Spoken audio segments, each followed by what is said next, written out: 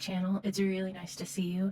Today I have one of my favorite videos, not only to film now, but to watch from other people, and that is my September wrap-up and October intentions.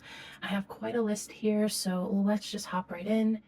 As you may know, in my last wrap-up and intentions video, I set out to read this book next, and I wasn't quite sure if it was going to take me a month or two or three, because it is quite a dense book. However, I was able to read through this book, and this is The Essential Tarot Writings by Tyson. I spoke about this a little bit more in detail after that intention setting in my mid-month check-in for September. I will link that above if you want to see my initial thoughts on it, as I was about halfway through. And I have now finished this, and I did really enjoy it, and I think it provides a lot of value for somebody who is on the precipice between beginner and entering that intermediate stage. And I did mention that before, that I feel like I am at that level now where I am no longer a beginner, but I still have a lot more to learn. And so I'm stepping into the intermediate space with my tarot practice. And this book, while it is a lot, I learned a whole heck of a lot that I did not know before.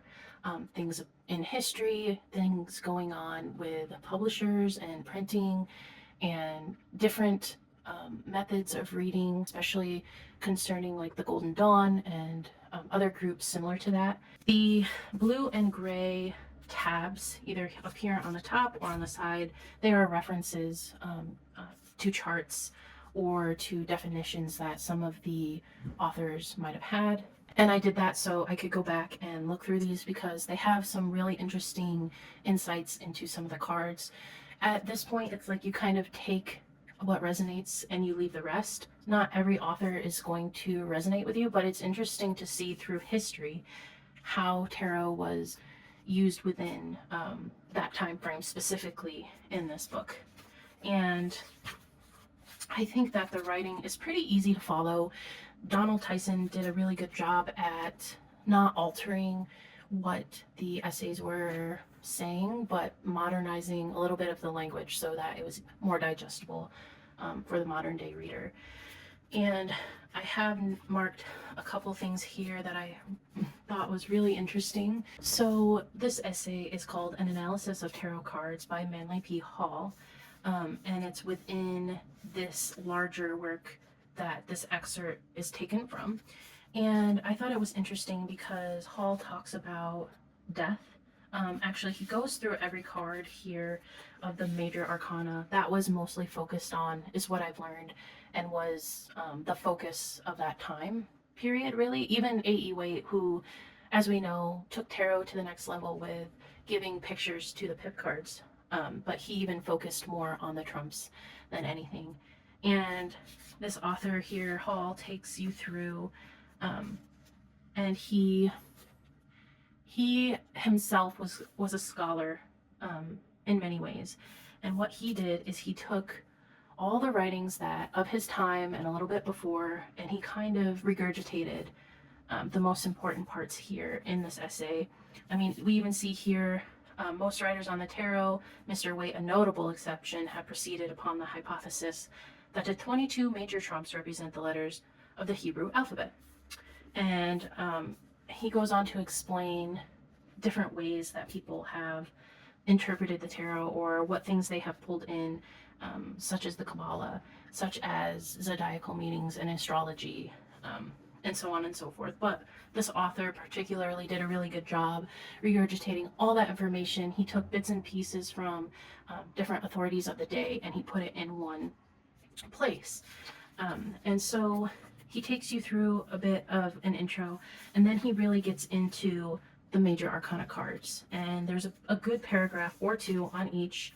And I noted them on the side here for easier reference. But for this tab here, he speaks about the death card. And what I thought was really interesting is it says, the mortality of the body of itself achieves the immortality of the spirit. Death, though it destroys form, can never destroy life, which continually renews itself. I think we all know that concept of death as renewal and transformation. But I really liked that second line here. Death, though it destroys, never destroys life because it continually renews itself. And that gives you like a really good sense of hope. And then you can further make the connection of maybe death is closer related to the star than we thought it might be. So little tidbits like that all throughout the book. I've highlighted and annotated this book to pieces, as you can see. I started running out of all sorts of tabs, but I tried to choose similar colors.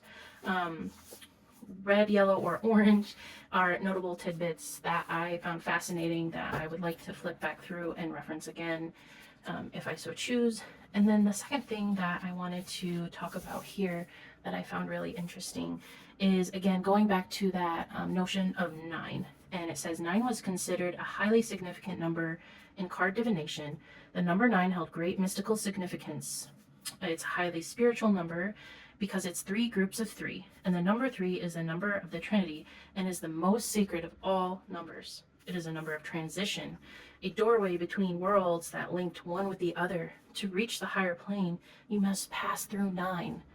9 is the number of the moon, and the moon is the gateway to the heavenly sphere. So I don't exactly know.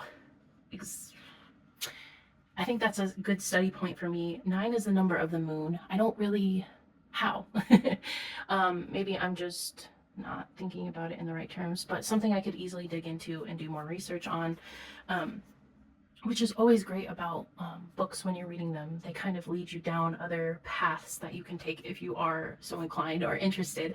And I really liked this. To reach the higher plane, you must pass through 9, right? And if we think back to the Hermit, really the Hermit is the last single digit number before we enter the second half of the major arcana, so to speak. And if you think about that, it makes perfect sense to me.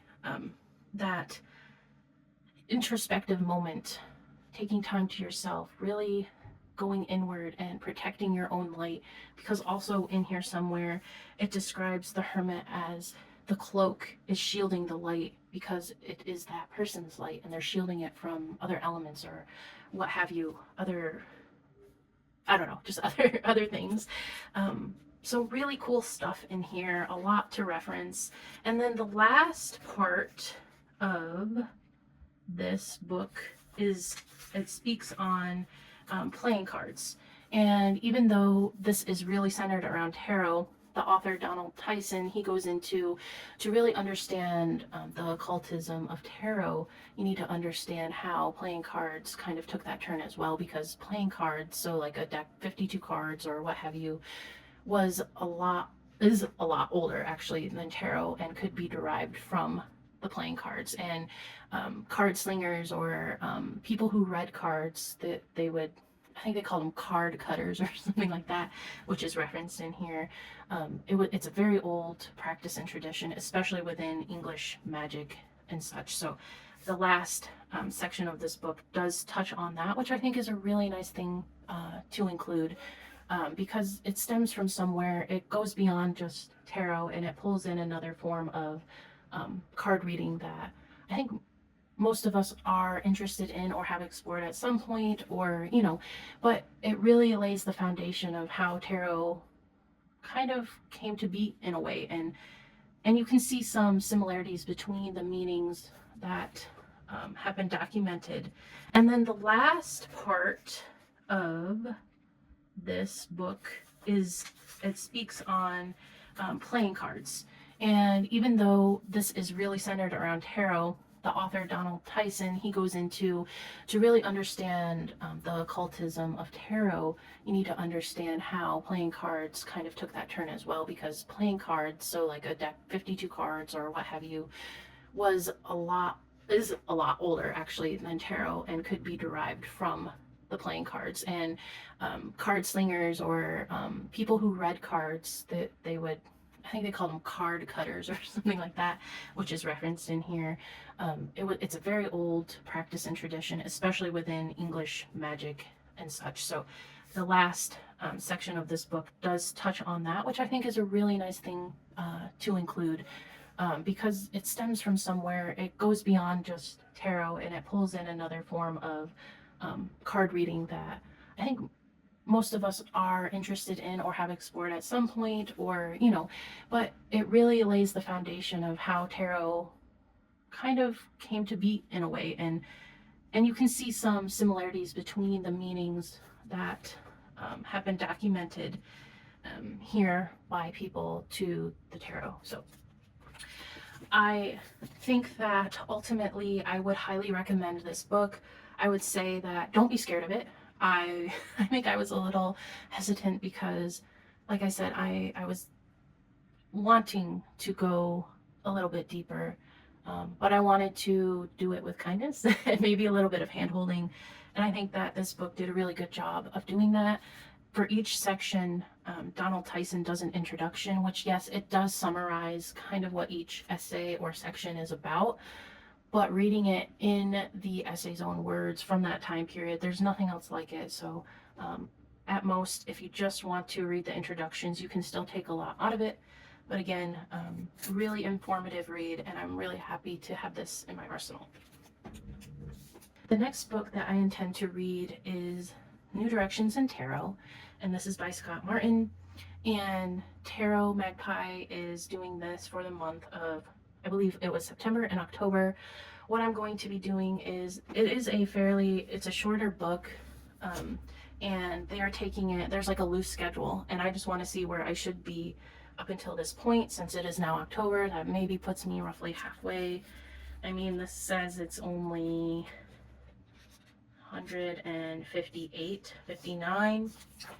pages, so I'm really interested in digging into this. I think it's a really, really cool perspective, and it's all about decoding the tarot illustrations of Pamela Coleman Smith through the lens of theater and staging, and how the cards are drawn and the way the figures are facing, if there are no figures in it, if there are many figures in it, how they're interacting with different elements, or how they're interacting with animals if they're in there, the elements. So really cool stuff. I'm excited to dig into this and get going. So that is my intention for October, is to catch up in this book for Tarot Magpie's Patreon. And yeah. And now I want to talk about my oracle card of the month of September, and I use the Love Oracle of Eden cards. And this past month I drew Serenity, and I just wanted to reflect a little bit on how Serenity showed up for me in September. Personally, I had a lot going on in September. September was not the best month. A lot of change. My daughter started kindergarten, and that was an emotional thing. After you're spending every day with them and sending them off into the unknown, it feels like, because you just don't know how they're going to react to school. Yeah, so that was really an emotionally charging time. I also learned toward the beginning of the month that my role for my job was being eliminated, so I lost my job. And I have not, oh man, I've always worked. I have always worked in some capacity or another, whether it's related to my degree or not. I have always worked in some capacity. And I mean, 15 years now, I've always had some sort of job. So to have the time and space to sit back and really have a good think about my next purposeful move as far as career, I've never been afforded that opportunity before. I'm very fortunate that my partner was able to pick up work right away. He was a stay-at-home dad while our daughter was not in school, because daycare is insane. And he picked up a job like the same day that I lost mine, technically going back to a job that he had, but nevertheless, very fortunate that it worked out. And it hasn't really affected us as much financially as I thought it might. So while it's like a double-edged sword, I'm very thankful that we didn't have to go to desperate measures. At the same time, I still experienced a loss. And all the while, through all this change, I was trying to figure out how serenity fit into this. I was scratching my head quite a bit. And in my mid-month check-in, I was very honest, and I talked about how because of all the chaos, I hadn't really worked with or done much with my oracle card pull of the month. However, at that time, I did sit down and I did this little bit with everyone. I wrote down the definition of serenity. I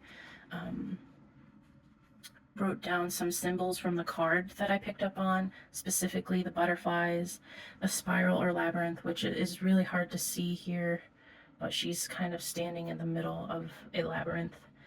And then there is a statue back here of an angel. So I wrote those down as symbols. I also wrote down, there's a little mantra in the guidebook, and that stood out most to me as the part that resonated with me the most about this card. And it is, when my outer world spirals, my inner world remains still. And I was really struggling with that. So I felt that that is what I needed the most from this message for September. And I did my homework. I did say I was going to look into the symbolism. All these little arrows and stuff were not there, but I dove in a little bit more. And for spirals and labyrinths, so Notre Dame is the most famous for having these. Labyrinths are Cretan, Celtic, Russian, Egyptian, Peruvian. There's many in Arizona. So around the world, they're an ancient symbol that represents wholeness, journeying, connection to the earth, such as pilgrimage and being centered. It also connects to the uterine world or rebirth and choosing a purposeful path. And sometimes when one path gets confusing or leads us to not the destination we thought, we figure out a way to another one, right? And butterflies about transformation, rebirth. I think that's kind of surface level there, so I guess I could have done a better job digging deeper. And then angels, a divine connection, protection, and peace.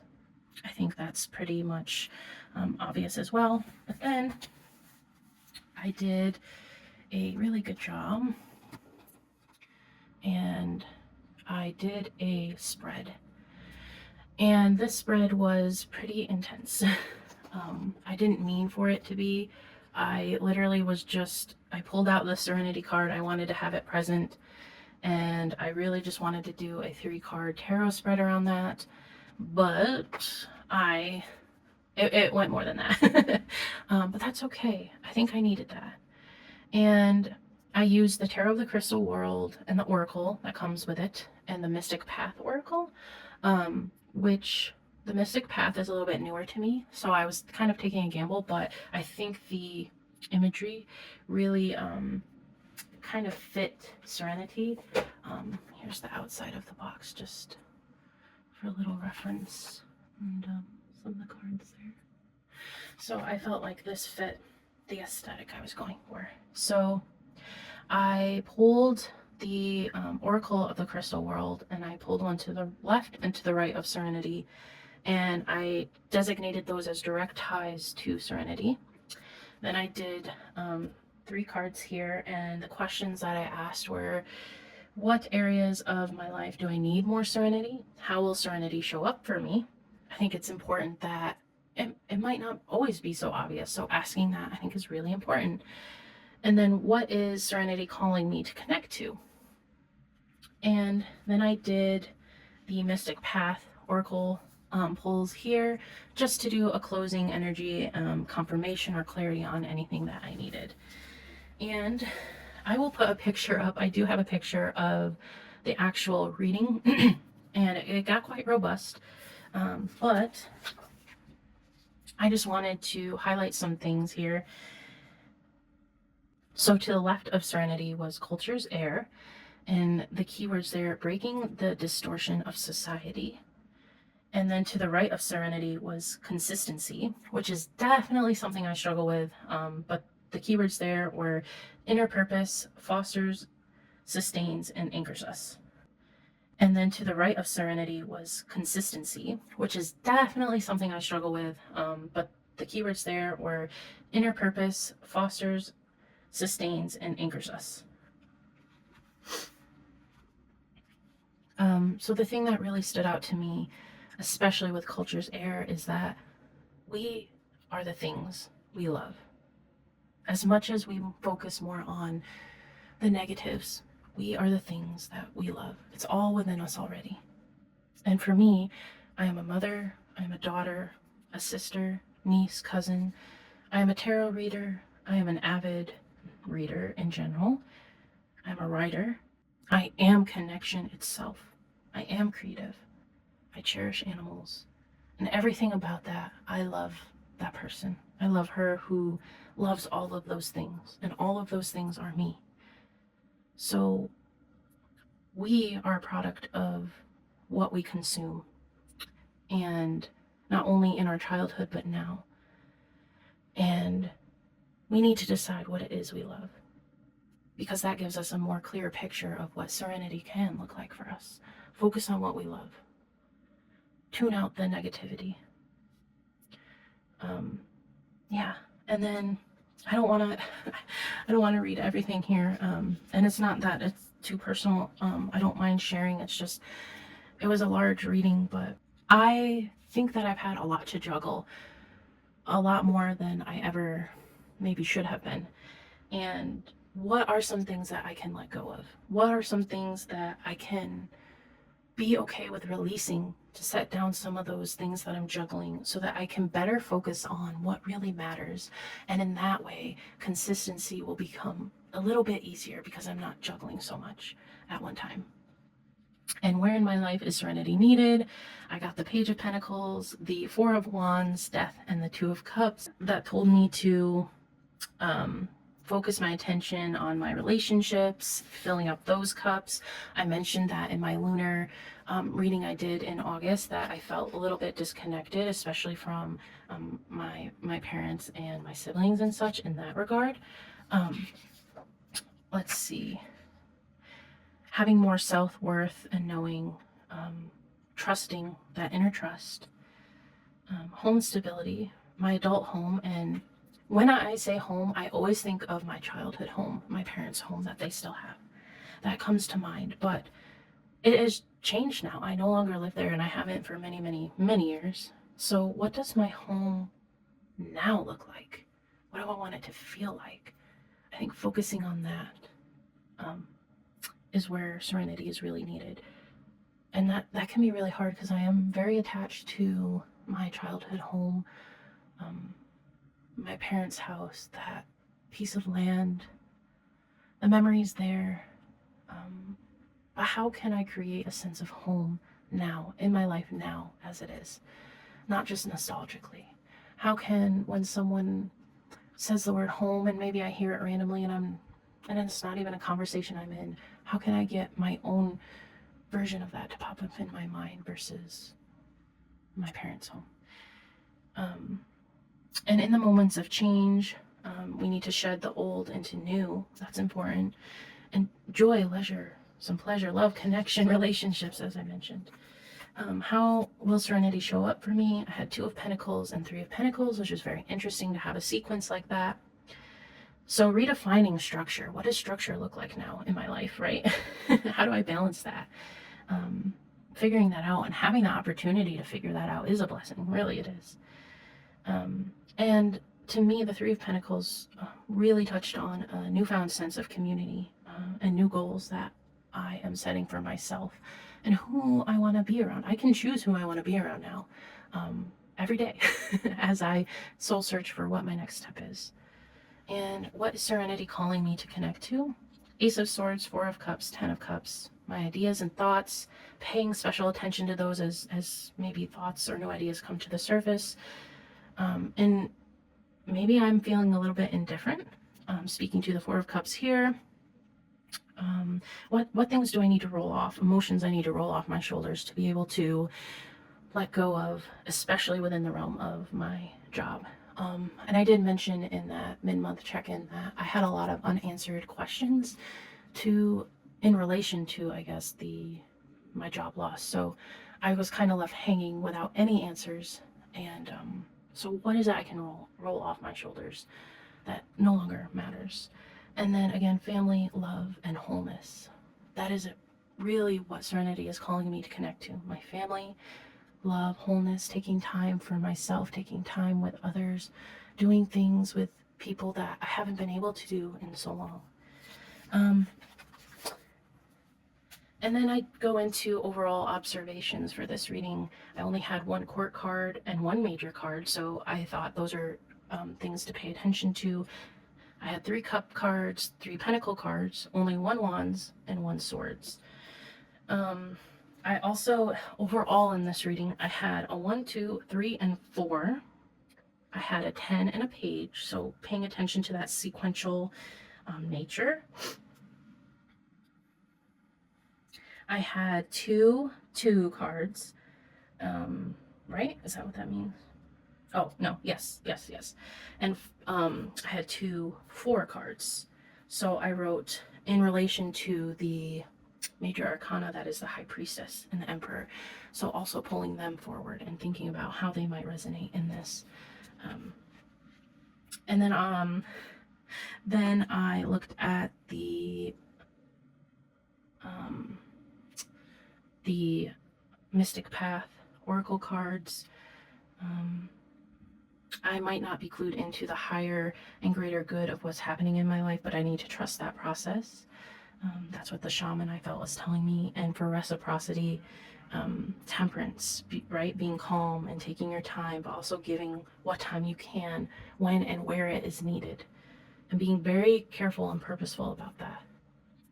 And then finally, just because I feel like I'm a little neurotic, I can't end a reading without looking at the bottom of decks. Like, it doesn't feel complete. It's like an ick that I have. I don't know how to explain it other than that, but I must look at the bottom. And I had an adult, temperance, and in silence. So I also noted those down as well. So I really took my time with that reading. It was such a beautiful and much needed reading for me. September was the farthest from a serene month, and I learned how to bring it into my life. Just because serenity is not happening to you or your life is everything but, I think it doesn't mean that you can't bring it into your life yourself, right? Don't wait to bring serenity in. Try to bring it in throughout, right? Anyway, that's what I caught from that. So now comes the time where I pick my October card of the month, or message of the month, theme of the month, whatever it is, right here with you as I film this.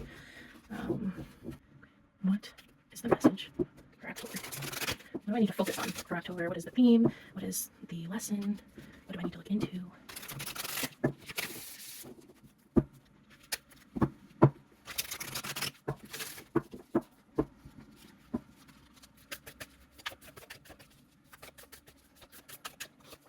Ooh, joy. I'm really excited to have this card. I think it's about time for some joy. Okay, I'll set that there, and then we'll read the message together. This guidebook is in alphabetical order, so that's pretty helpful. Joy. To encourage happiness and great pleasure, subjects dance in a clockwise motion to symbolize the continuation of time, their movement and expression of their inner glow, as within, so without. Joy is a part of humanity's innate essence and doesn't rely on external sources. Very important. I will be writing that down. Your joy cannot be taken without your consent, and it's at your spirit's discretion as to if, when, where, and how your joy exudes. Feeling disconnected from joy could be an indication your outer world is too loud. Very true. To reconnect, go inward and become reacquainted with your own energy. Hermit moment here. And the little mantra is, joy is the essence of my being. Oh, I'm so excited. I'm really happy. I could do a lot with this card for the month. there's a lot I could go into. So October is all about joy. Awesome. And now we've come to the part where I talk about the decks that I used in September. I didn't do as many readings as I thought I was going to. It fell to the wayside because of my job situation and other things, but these are the decks that I got around to using at the beginning of September / the end of August. I wanted to use Tarotbot and Desert Illuminations, and that really didn't happen except for Tarotbot. I did use Tarotbot. I used it more towards the beginning and middle of the month, and I haven't really reached for it towards the end of the month here. But I had a lot of fun pulling this when I needed uplifting messages. You guys have seen this deck a lot already, so I won't go into too much about it. But I did use it. It was like a daily draw or a quick 2-card or 3-card reading. It was at the ready for me when I felt like using it. So we have the ever reliable and adorable Tarotbot. And then I used my Earth Magic Oracle. Again, I don't know if I am going to include this every month because it's kind of a given for me. I pull this out. Even if I don't intend to, I reach for it. So let's just say from here forward that you can assume Earth Magic will be on the list.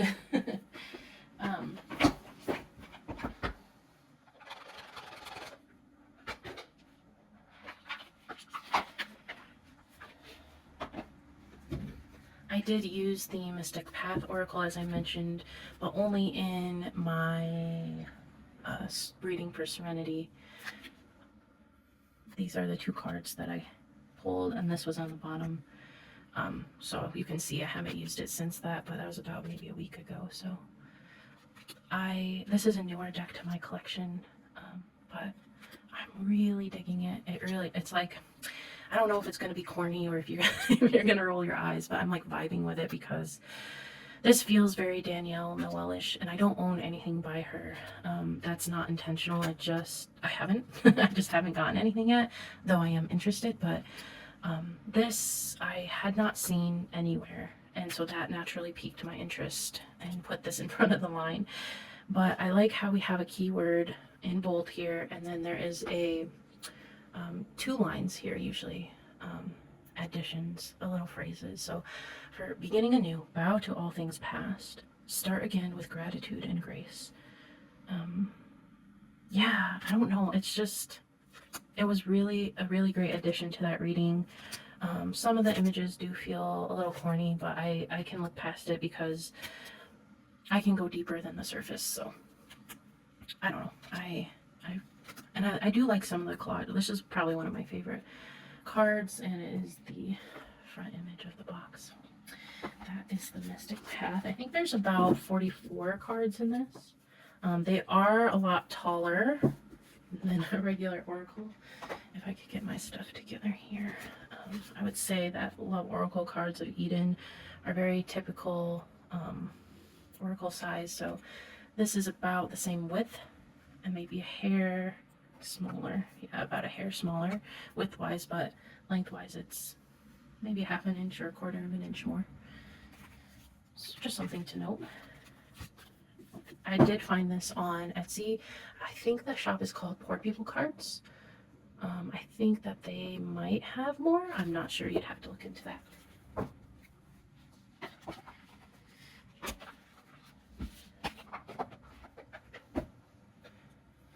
And then the last deck that I used that I wasn't intending was Tarot of the Crystal World. And yes, only for the Serenity reading, but I'm feeling very connected to this deck. Very, very connected to it. Almost like emotionally, I feel like I could maybe shed a tear right now. I don't know, I guess. Am I weird? I don't know.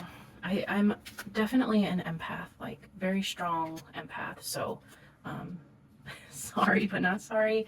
That's just what I feel. I do feel connected to this right now in this present moment. I love the imagery. yeah, I'm really liking this deck right now. It's speaking to me. Not maybe to me, but with me. It's understanding me, or we are understanding each other. And it's a great time.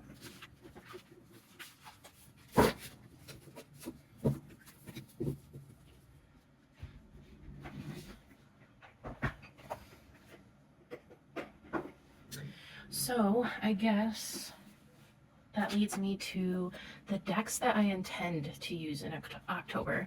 And again, like I've mentioned a few times, I'm not prescribed to seasons, holidays, and my tarot practice. I kind of look at my shelf and I pick out what's calling to me that day, that moment. But as I said, this has really been resonating with me a lot. So the Tarot of the Crystal World. So I'm going to be bringing it with me into October. I just have a feeling about it. And so yeah, that will be the first deck. The next one that I would like to use, but I'm not like tied to it. These are just my intentions, right? So this is the Wilderness Collide deck. Again, I guess I'm having like a Danielle Noel-ish or like Love and Light type feeling, but I'm here for it. This feels more digitally collaged. I think the last one was too. One of my favorite cards. Look at that. 70s, love it. This is out of print, so I do apologize. I had looked not terribly long, but there's a couple of places I saw this, and I did snag a copy on Etsy. It just had the better price. It doesn't come with a guidebook. The creator had, like, you had to send your receipt to her and she would send you a PDF guidebook. Fortunately, the person I bought it from had that printed out, so I also have that with me. Because these are a little, like the keywords, some of them are a little bit more, I guess, organic and easy to piece together, while others are maybe not so much. But I really want to use this. I had my eye on this deck for a long time, so I believe that's kind of where and why I want to choose it. It's definitely not color-wise a fall deck. It's like spring and summer, but that doesn't really matter to me. I'm just excited to dig in. So that, yeah, is the Wilderness Collide Oracle. Also, it didn't come with a box, but the seller included this beautiful deep purple velvet bag. The next three decks are contradicting my seasonal thing. I think I'm trying, guys. I'm trying to be maybe a little more intentional, but it's hard because I'm just a mood reader. So I have Santa Muerte and the Happy Halloween Tarot. I'm going to flip through a couple of the cards here side by side. I love the Santa Muerte. I've used it outside of Samhain season. Happy Halloween is newer to my collection, but I just think I'm going to really enjoy having this. I mean, the cards are like candy color, very just fall and Halloween to a T. And the art is really adorable. It is glossy. This one is glossy too. And there's something with the lamination of some cards that just make it smell really good. Because that apparently also matters to me. I think I've mentioned it a couple times, the smell of cards, but these are the backs. Pretty cool. I mean, both in a circular pattern. These are these are kind of like my channel colors, the red and the blue. So I love that. One of my favorite backs. Definitely this, it's like Halloween explosion. How couldn't you love it? I think I will definitely be using this one the week of or closer to Halloween specifically, but who knows, maybe I won't. It's like so hard with intention videos because I just feel like every month I'm going to be like, yeah, I know I said I wanted to, but I didn't, and I actually used these ones instead, but I guess it's more for my own accountability. Maybe I'll feel bad enough that I will actually try to stick to it, but I don't want to lose that like intuitive pull or mood reading thing that I have going on. But I don't want to be so loose in my practice that I don't at least try to match a season to the deck, because I understand it's fun, right? It just enhances the overall vibe, I guess, which is the word of this video apparently. But I mean, who knows, maybe I'll even use these together, I don't know. This one is like an old favorite of mine. This one is definitely more pippish, but I think I'm up for the challenge. So that is Santa Muerte and the Happy Halloween Tarot. Santa Muerte is still readily available. It is mass market from Lo Scarabeo. I see it secondhand all the time if you're just wanting to try it out for cheaper. I don't know about the Happy Halloween Tarot. I honestly have not seen it. Maybe I haven't been looking hard enough, but I've never seen it featured on a channel. I don't know. And last but not least is the deck Doula. I really intend to, or would like to, use this towards the end of the month, really. I adore this deck. I noticed that I think I have more oracles, or maybe they're tied, or maybe they're not, I don't know, but it definitely feels like, I don't know about you guys, but going deeper in the darker half of the year feels more oracle-like to me. I don't know why that is. Maybe because I actually want to sit down and take the time to journal about things, research about things, stew on a meaning. Not that I don't want to during other seasons, but I just feel like there's got to be something to that, right? And I'm just thinking right now on the fly about it. But yeah, so Death Doula. And those are the decks that I have intentions, good intentions, and hopeful intentions of using this month. And finally, the last thing I want to talk about today is this bad boy. It is my tarot study journal, or what will be. I am currently setting it up. It is a little bit more top heavy because I am pasting things more on this side than this side, but I'm going to love it anyway.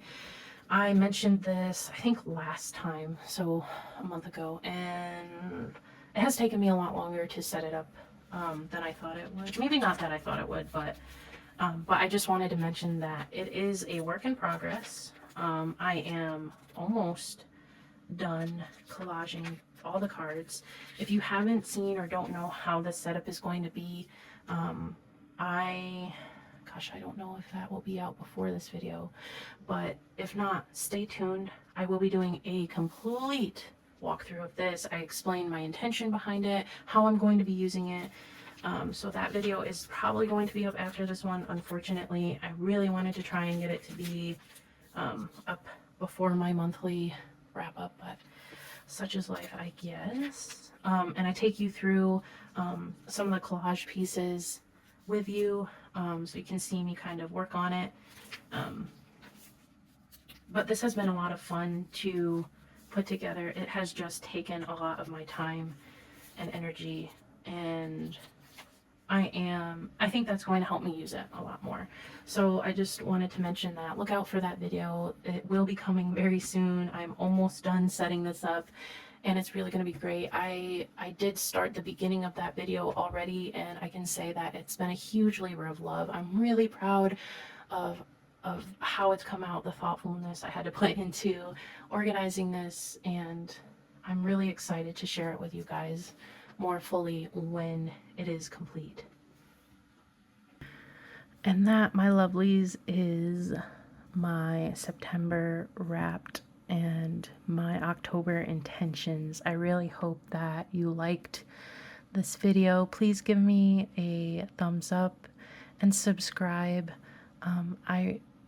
Man, I'm really enjoying this YouTube space, and I'm really eager and I'm really excited about this channel. I hope that comes across. Even with such a hard month as September, I really found that filming did take a little bit of a back burner. However, my ideas are like, I have a long list. I'm excited about many of them, and I can't wait to share them all with you. So I am going to hop off, and until next time, see you around.